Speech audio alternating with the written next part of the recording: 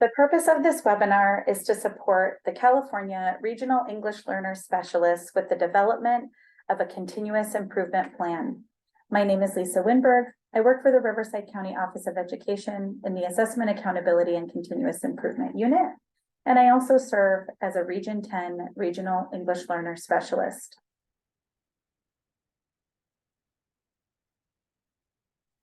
To access materials from this webinar, please go to the following website, https://tinyurl.com/RELS-CI plan. A new metric that will be used to determine the impact of the Regional English Learner Specialists in the state will be the results of a 2-year regional continuous improvement plan. RELS will meet with English learner leaders from every county in their region to analyze data, set goals, and develop a regional action plan with metrics to measure success of the goals. RELS will submit the plan to CDE by November 9th, 2023. Note that this date was extended from a previous due date of September 30th. RELS will meet with CDE in October to receive one-on-one customized support on completing the plan. Steps to develop this continuous improvement plan. Step 1 will be to analyze regional data and to determine 2 regional problems as a focus. Step 2 will be to conduct a root cause analysis around those problems that will be identified. Step 3 will be to set regional goals. And step 4 will be to develop a regional action plan. Let's look deeply at step 1, analyze regional data and develop problems of practice. The first step here will be to look at data. You will look at data that's available at the regional level. This is very different than working with an LEA or with a school that has multiple data points available. They have universal screeners, they have grade level data, they have data down to the student level. We don't have that level of data accessible to us here at a county office, and especially not at a regional level. So I'm going to talk to you in just a minute about some data points you may want to consider, but please note that the data you analyze is completely up to you. So when recording these data points, you want to make note of the data points analyzed, the connection to the EL roadmap. There are some examples embedded in the template here, such as EL access, growth towards English language proficiency, EL academic achievement, or any other connection. You'll record the baseline data. What is the data telling you right now? And what might that problem of practice look like for the region?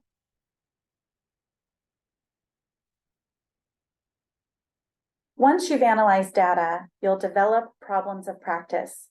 So when you find one of these growth opportunities among all of the data that you look at for your region, you'll write a problem of practice. A problem of practice must, and this first one is very important, it must be within your sphere of influence.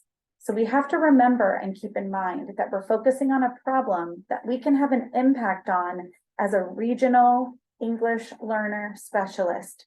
There are many things that we can't directly impact, unfortunately. So we want to make sure that the problem of practice that we write is something that we, as regional English learner specialists, in partnership with our County Office of Education English learner leaders throughout our region, that we can impact, that we have some influence over. Next, a problem of practice must name a specific and concrete gap in performance.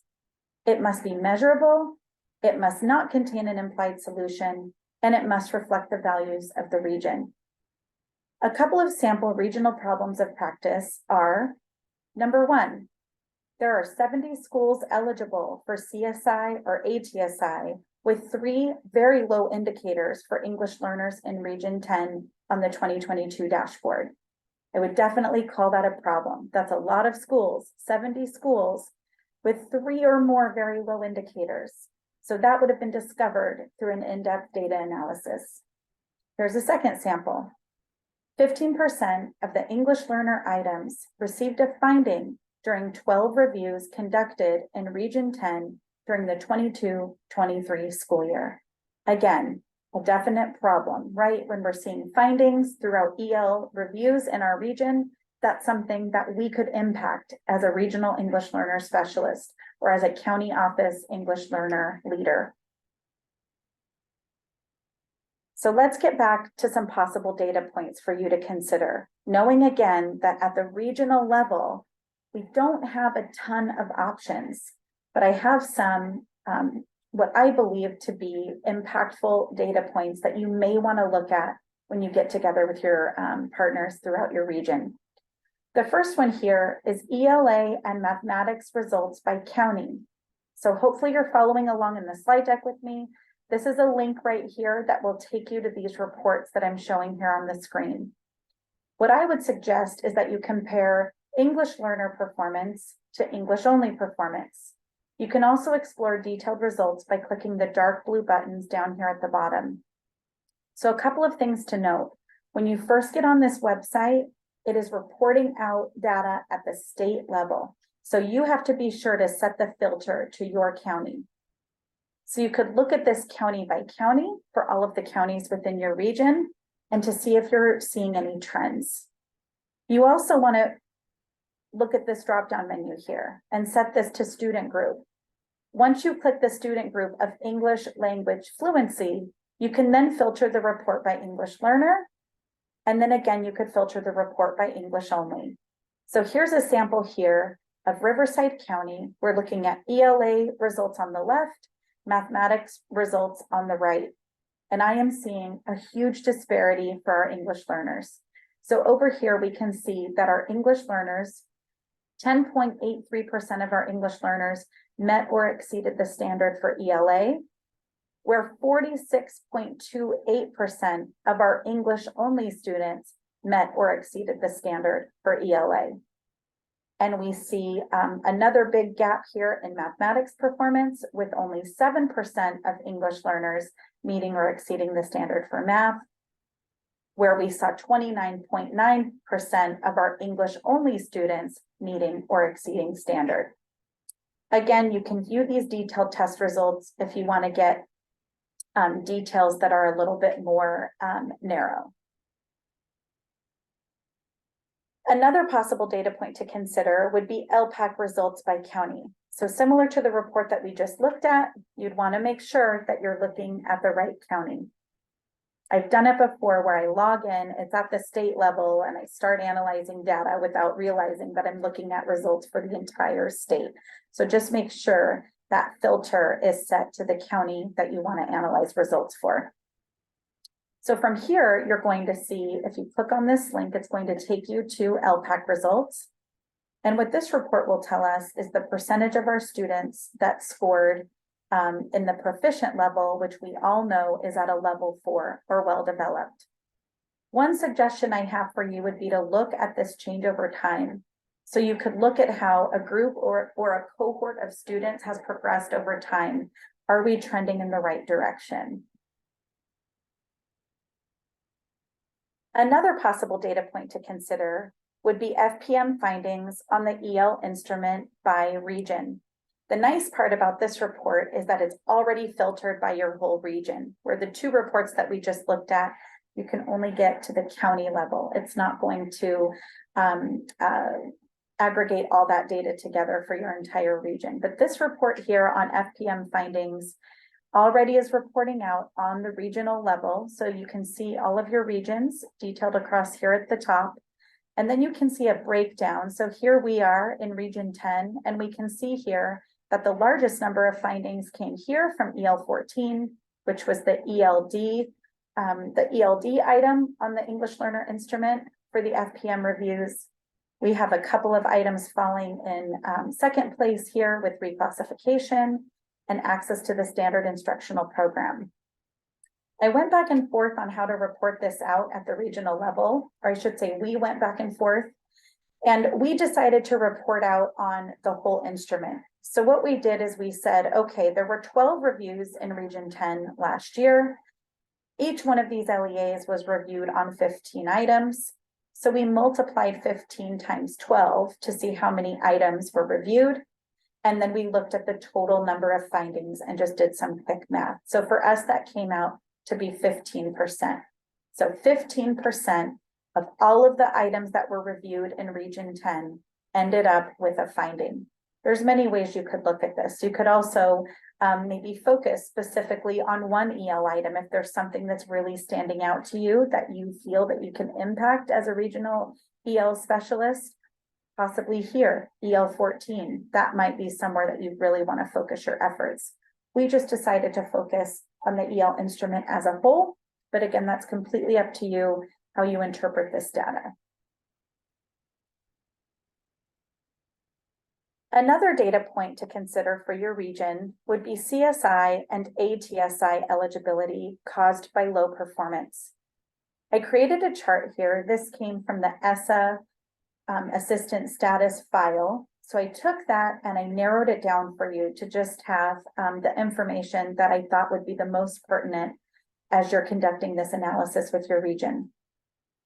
So if you click here, it's going to open up this spreadsheet for you. The first thing you'll want to do is look at the county name filter, and you will be able to select all of the counties in your region all at once. So first you might have to uncheck all of the counties, and then most likely they're all going to be selected for the whole state. So uncheck all of the counties and then go back in and select just the counties that are in your region in order to get a comprehensive report for your whole area. So that's first. Next, you're going to want to pay attention to this filter called Assistant Status 2022. You'll want to set this filter to select ATSI, CSI low performance, or CSI grad rate one at a time. So again, all of the assistant statuses will be checked when you click on that, and go ahead and analyze these one by one individually. So first, you might want to take a look at those schools that are eligible for ATSI.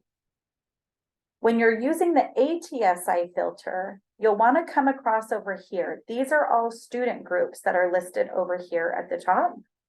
We have African American, American Indian, Asian, English learner, Filipino, foster youth, Hispanic, homeless, Pacific Islander, socioeconomically disadvantaged, students with disabilities, 2 or more races, and white. Oh, I think I passed the test. I think I got 100%, hopefully. So those are all the student groups that are listed here at the top. We're going to focus in on the EL student group. So this filter only works when assistant status is set to ATSI. Why is that? Because ATSI is determined at the student group level, where CSI is determined at the all students level. So when this filter is set to ATSI, hop over here to the EL filter and set it to 1.0.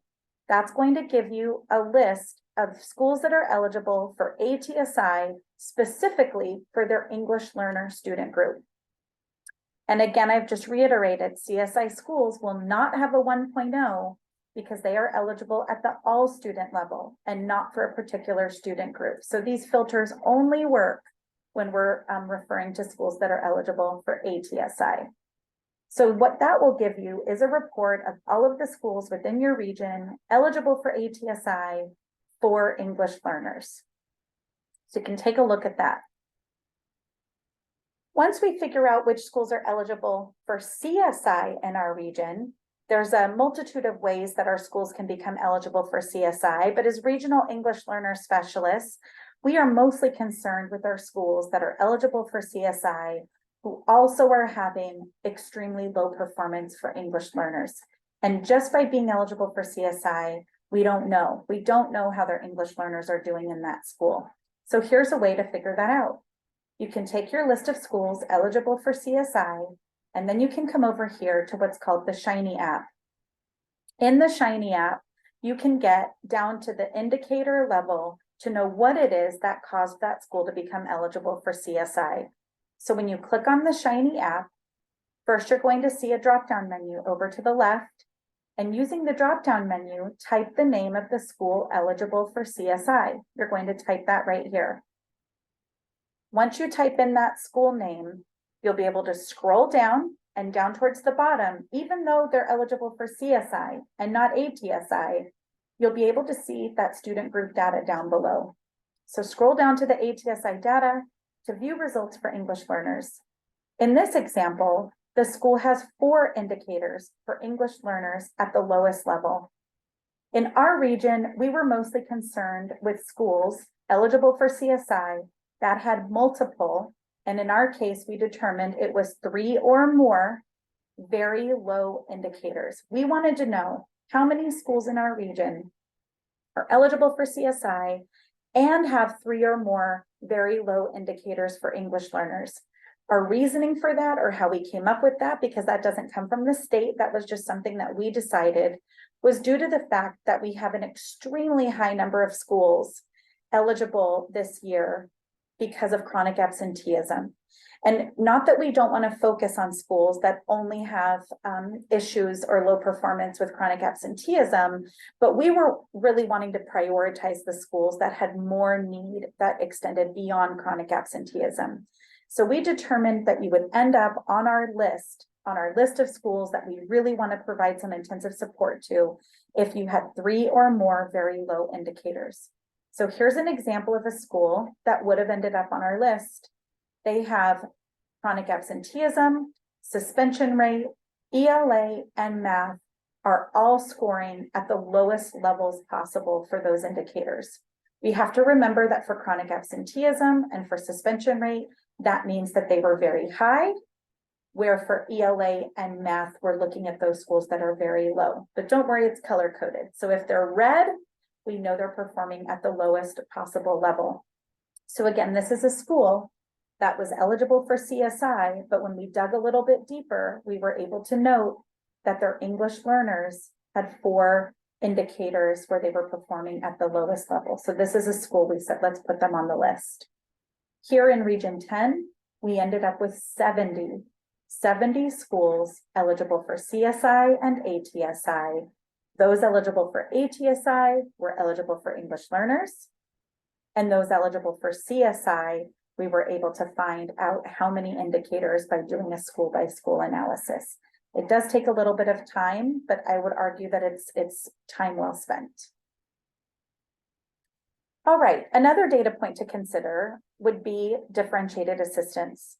So an LEA is eligible for differentiated assistance when there are student groups that meet criteria in 2 or more priority areas. So we kind of have to erase what we were just talking about for how you become eligible for ATSI and CSI, where we're looking on an indicator by indicator basis. We're looking at ELA by itself, math performance by itself, chronic absenteeism by itself, graduation rate by itself. That's CSI and ATSI, right? For DA, or differentiated assistance, we're looking at priority areas. So some of the indicators are grouped together within these priority areas. So to qualify for DA, you have to meet the criteria in 2 or more priority areas. So this is different from ATSI and CSI. So let's take a look. In order to qualify for DA, for priority 4, you would either have to be very low in ELA and math or very low in LP. To meet the criteria for DA in priority 5, you would have to have a very low grad rate or very high chronic absenteeism. So these are ORs right here. In order to qualify for DA in priority 6, you would have to have a very high suspension rate. So once again, they look at the student groups at the LEA level. So we're not down at the school level either. ATSI and CSI are down at the school level. Differentiated assistance is up at the district level. We're looking at student group performance at the district level, and we look student group by student group to see if there's a group that meets criteria in 2 or more priority areas. So if we have a group that meets one of the criteria in priority 4 and one of the criteria in priority 5, that district becomes eligible for differentiated assistance for that student group. So I have an example down here below. This is an example of an LEA that qualifies for differentiated assistance for English learners because they meet the criteria for priority 4. They are very low in ELA and very low in math. You have to have both, right? If we look back up here, you have to be very low in ELA and math. And this LEA meets that criteria. And they meet the criteria for priority 5 because they have very high chronic absenteeism. So because they meet the criteria for priority 4 and they meet one of the criteria for priority 5, they are eligible for differentiated assistance for English learners. So it's possible for LEAs to be eligible for DA for lots of student groups, right? If you look at this link right here, this is a link to a statewide differentiated assistance file. This will tell you all of the LEAs throughout the state that are eligible for DA and for which student groups. So this is a really helpful file. There's one more tool though that I also think you'll find helpful, and it comes from CCEE, and it's called the Differentiated Assistance Summary Report. So here we're able to look at DA eligibility by student group. We want to make sure that this is selected on the left once we get to this website. From there, you're going to be able to select all counties from your region. So right away, all of them will be selected. We'll deselect all of those and then specifically select the counties that are in your region. From there, I just want to point out that you will be looking indicator by indicator. So the first one that's going to be populated is going to be chronic absenteeism. And then from there, we're going to find out how many LEAs are eligible for DA for English learners. So we look on this row right here. And then the number of students that equates to, but it's going to be for this indicator right here.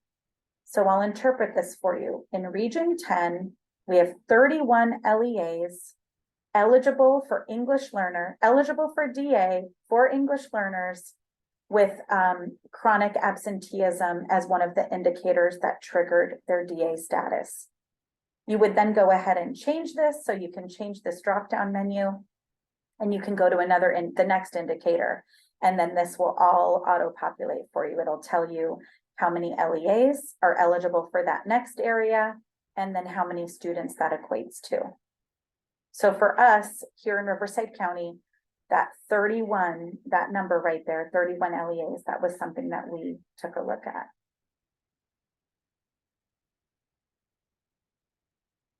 Those are just a few examples of some data that you can look at to conduct your regional data analysis. Once you complete the data analysis and have a variety of problems of practice to choose from, select 2 priority problems of practice to focus on. List all current initiatives being led by the RELS within the region to support the problems of practice. The purpose of the action plan will be to plan new, innovative initiatives in addition to what is already in motion. It is 100% acceptable if there are no current initiatives happening at the regional level to support the problem of practice. That actually really supports why it should be a focus, right? If you've identified a problem in your region and there isn't anything that you can list at this time that's happening to support that problem of practice, that really does substantiate why that might be something you want to focus on. So it's okay if there isn't anything you can think of currently that's being done by RELS within the region to support that problem. So what do we do then? Once we have our focus of which problems it is that we're going to focus on, we will conduct a root cause analysis. The term root cause analysis comes from improvement science. It's a part of the needs assessment process. It's a strategy to thoroughly examine practices, processes, and routines to determine their impact on outcomes. It answers the why behind each identified area of improvement. Root cause analysis should occur after a clear problem of practice has been drafted, after gathering and analyzing data, but before determining findings and considering actions to take to address the problem. Are some improvement science tools that are currently available. The first one, empathy interviews or empathy research techniques. So this one is useful when we really want to figure out how an end user feels about a particular problem. They help to reveal how the system is addressing some of these problems that we're experiencing. And when you can get different perspectives from those that are closest to the problem, it can really help you to determine what the root cause might be. When we're working with LEAs in schools, this is a tool that we use quite often. We love to conduct empathy interviews with students, with teachers, with district office representatives, with parents. A fishbone diagram is a tool that uncovers and organizes potential causes of a problem within a system at a relatively high level. It can be used as a way to synthesize information and identify primary drivers. It can give you a visual representation of the causes of a problem at a high level and summarize current understanding about the causes of a specific problem. This is going to be the tool that I recommend you use for this, for the purposes of determining the root causes of your regional problems. So we're going to dive deeply into a fishbone diagram in just a moment. After you conduct a fishbone diagram, the next step is generally to conduct an interrelationship diagram. This is one of my favorite improvement tools. Some of you might have seen me. I get really excited and animated when I do an interrelationship diagram. I am not going to suggest that we do this for this process here that we're engaging in as regional English learner specialists.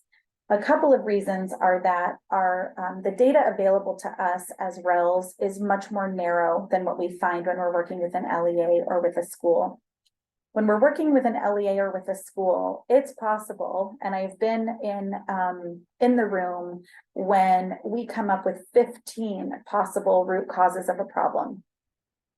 When you have a plethora of root causes that are identified through the fishbone analysis process, the interrelationship diagram really helps you to look at what is impacting what, right? Are there root causes that are impacting other root causes? Because if that's the case, we want to go to the source. We want to focus on the root cause that's going to impact everything else. And an interrelationship diagram allows us to establish relationships to the root causes or with the root causes that have been identified. For us as RELS, again, we just don't have access to the data that we do when we're working with LEAs in schools. And therefore, I just don't believe that a plethora of root causes are going to emerge. You may have 5, maybe 6, but I think through the prioritization protocol that I'll share with you, I just don't think the interrelationship diagram is going to be necessary. And not to mention, we're on a very abbreviated timeline, so I wanted to simplify this a little bit for our purposes. A 5-wise protocol is another improvement tool. The protocol is helpful when the originally stated causes seem to be at a surface level and there's a need to dig deeper. We also have process maps. This can give you a visual representation of the steps that come together to produce a particular outcome. You may find this useful in your regional root cause analysis, but we're not going to get into this one today. There's also a Pareto analysis. This helps to identify the most frequent causes of a particular problem. It includes an ordered bar chart, as well as a line graph showing the cumulative percentage of responses represented by the bars from left to right. As a rule of thumb, the Pareto principle suggests that 80% of an outcome is attributable to 20% of the causes. Just going to be honest, I am still confused on the Pareto analysis. I always feel like I get it when I'm in the moment using it, but I don't use it enough to feel like an expert. So if this is something that you want to engage in as a region, I might be able to refer you to somebody.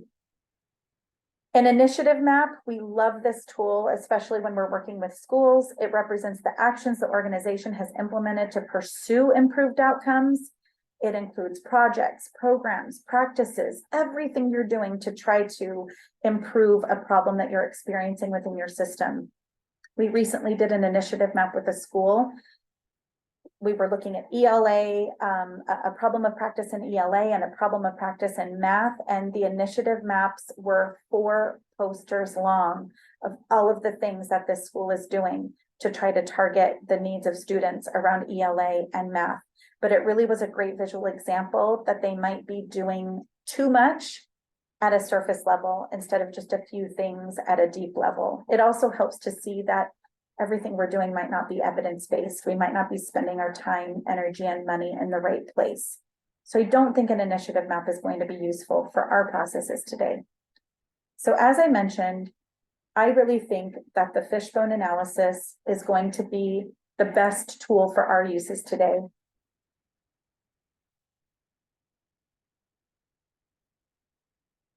Down here at the bottom, you'll see the one-pager from Carnegie, and this will show you step-by-step how to conduct a fishbone analysis.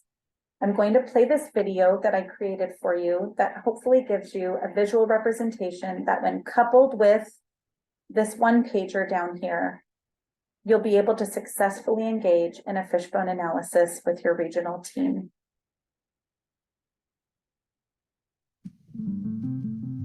Fishbone analysis is an improvement tool that is used when a group of practitioners wants to determine the root causes of a problem.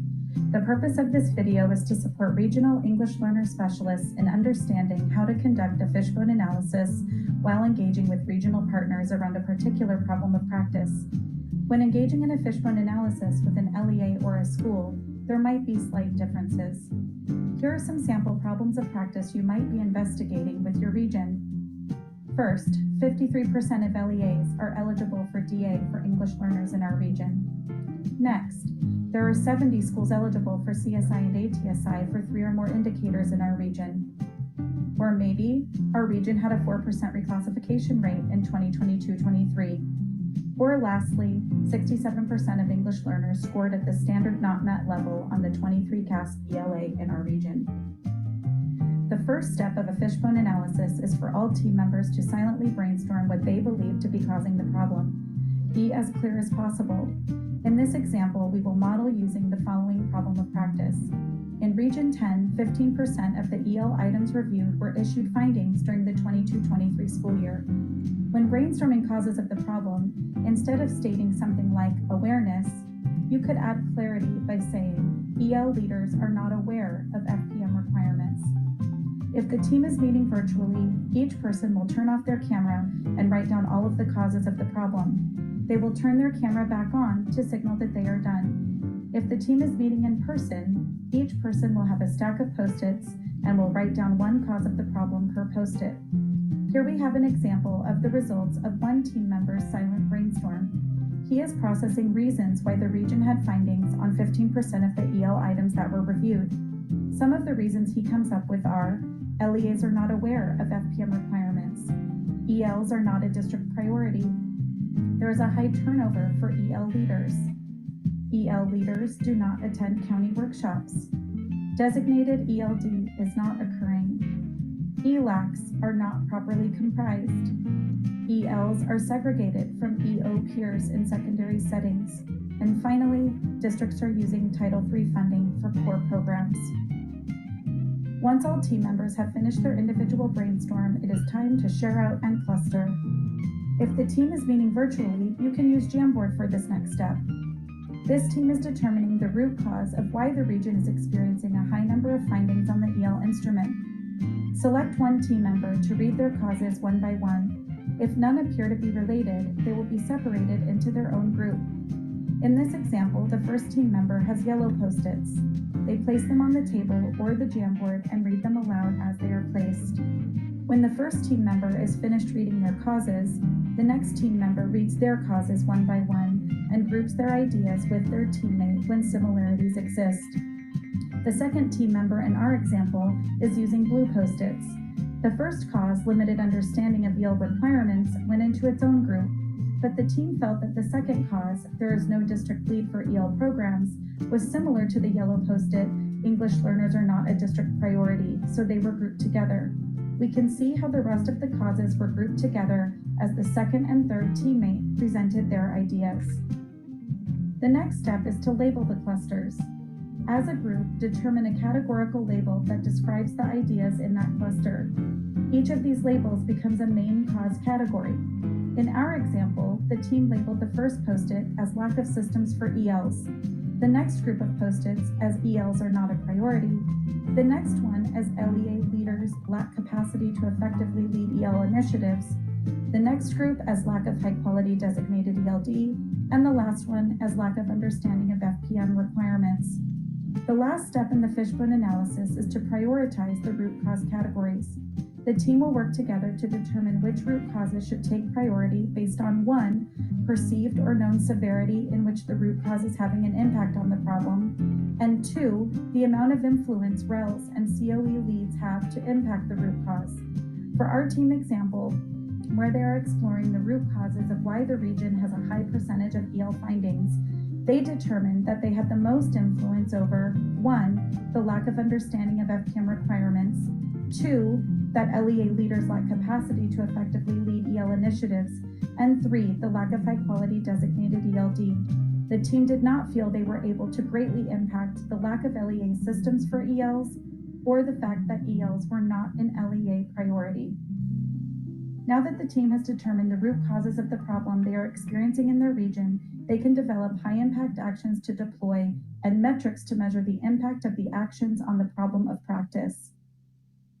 On behalf of English learners throughout the state, we want to say thank you for engaging in this process with your region. It really means the world.